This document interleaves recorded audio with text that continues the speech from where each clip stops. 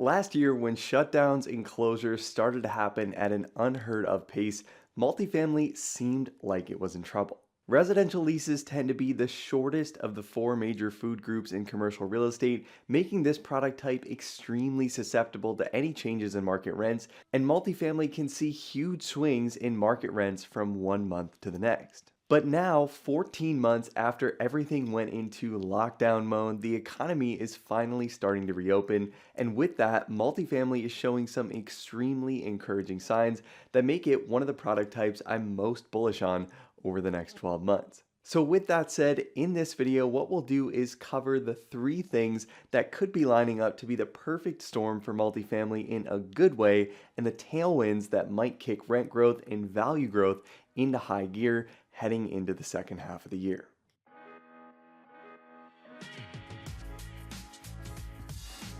So when the US and world economy shut down last spring, investors in all real estate product types were worried, multifamily included. Many of the people who lost jobs or were furloughed back in March and April of 2020 worked in the retail and hospitality industries, and many of these people were also renters of apartment units who relied on those jobs to pay their rent. Property owners held their breath in the spring and summer of last year, with additional unemployment checks and stimulus payments keeping most renters current on their payments, but it wasn't clear how long this would last or when property owners would be able to breathe a sigh of relief. Well, heading into the summer of 2021, it looks like owners of multifamily can finally start to take a breath, with collections data staying consistently high over the last 14 months and the economy now finally showing signs of reopening for the long term. The NMHC reported earlier this month that 80% of apartment households made a full or partial rent payment as of May 6th,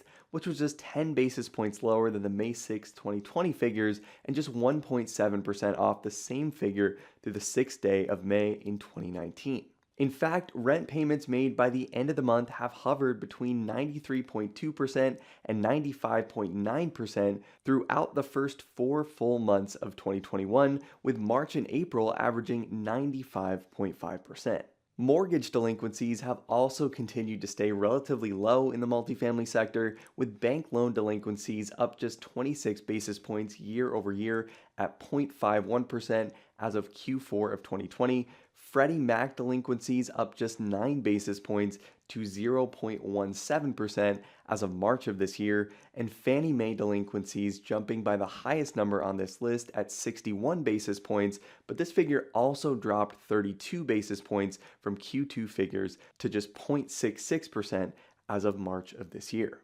However, what's even more encouraging for the future in the multifamily sector is that governmental assistance payments haven't even come in yet for many apartment property owners, which should mean that bank lenders and agencies will start to see these delinquency figures continue to improve over the next 6 months as borrowers start to receive some of those much needed cash injections for back rental payments unable to be collected from tenants over the past year. And while multifamily seems to have weathered the storm well so far in 2021, there are also some very encouraging signs for the future in the space that could lead to significant rent and value growth in the sector over the next 12 to 18 months. Right now, multifamily is seeing two major economic tailwinds heading into the summer, both decreasing the supply of available multifamily units and increasing the demand for those units at the same time. And the first of these two tailwinds is being seen across all of residential real estate, including single family homes,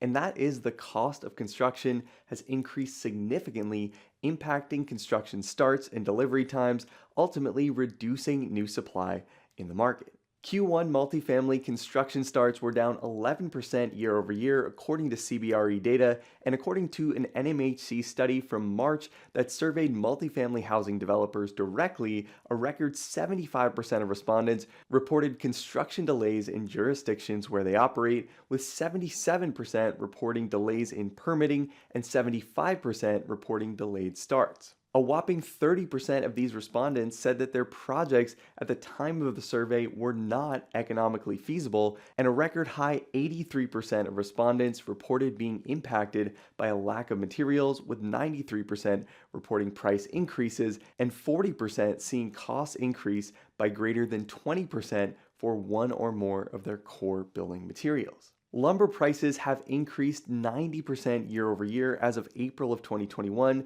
and these prices are up 33% since December alone. Iron and steel prices have jumped 53% since November, and copper and brass mill shapes have jumped 49% year over year, together creating significant differences in the overall cost from projected figures for developers. These types of cost increases can destroy a developer's pro forma, and if it doesn't make economic sense to build, many developers will wait until it does make sense to move forward. And with delayed construction also comes new supply coming online more slowly than expected, which can lead to rent increases in markets where demand is increasing faster than that supply can keep up. And on the demand side of the equation, this is where things get really interesting, with home prices quickly getting away from much of the renter by necessity population, pricing many would-be homeowners out of the market and increasing the demand for multifamily housing in the process. The for-sale housing market is truly on fire right now,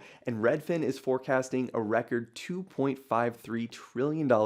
worth of home sales in America in 2021. This would represent a 17% year-over-year gain, and with prices following suit, May saw a whopping 21% year-over-year growth rate in the median home sale price over 2020 figures. According to Redfin, a record high of 58% of homes had an accepted offer within the first 2 weeks on the market, and 45% of homes had an accepted offer within 1 week of coming to the market. And to make things even harder for would-be first-time homebuyers, even when looking at a more normalized baseline comparing things to 2019 data, active listings fell 48% from May of 2019, showing just how little supply is on the market and a big reason why prices are being driven up so quickly. In the first quarter of 2021, only 11.6% of homes were affordable for the median income in the Los Angeles, Long Beach, Glendale market, according to the National Association of Home Builders, with less than 50% of homes being affordable for the median income in metros like Sacramento, the Inland Empire, and Ventura County, some of the highest rent growth cities in the entire country today. And even though rents in many gateway markets have dropped significantly over the past year, demand in many secondary and tertiary markets has been absolutely soaring, with metros like the Inland Empire, Sacramento, Albuquerque, Tucson, Phoenix, Colorado Springs, and Memphis all seeing rent increases of over 5% year over year from Q1 2020, according to CBRE's U.S. multifamily figures. Rent growth in April across the entire country jumped by 1.3%, according to RealPage data, which is the highest monthly increase seen over the last decade, with 145 of 150 metros tracked in RealPage's core dataset seeing rent increases during the month. Cities like Austin, Las Vegas, Orlando, Salt Lake City, Tampa, Raleigh-Durham, and Jacksonville all saw jumps of over 2% in the month of April,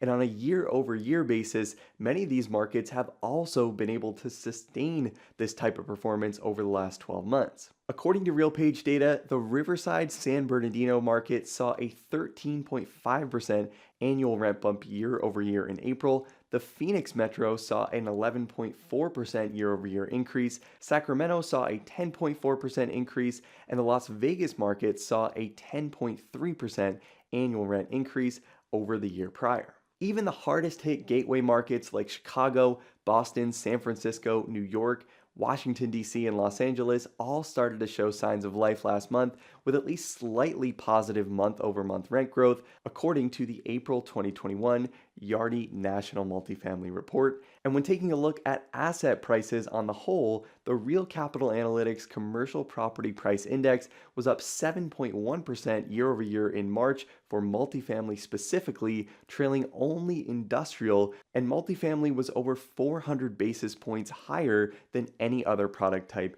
in commercial real estate on that list during that time. Average multifamily cap rates have also dropped 21 basis points year over year, according to the Q1 2021 CBRE US Capital Markets figures, which was again the only commercial real estate product type outside of industrial to see cap rates drop during this 12-month period. Overall, the signs we've seen in the multifamily sector so far in 2021 appear to be the most encouraging we've seen since the spring of 2020, with even the hardest hit metros showing some signs of life in the first 4 months of the year. And with potentially continued supply restrictions coupled with housing affordability at some of its lowest levels ever, multifamily appears to be very much back on track and headed for a significant rebound heading into the summer in the second half of 2021. And if you're looking to get into the multifamily industry as things pick up and want to work for a multifamily private equity or brokerage firm, or if you're looking to learn how to analyze your own multifamily deals as the economy continues to recover,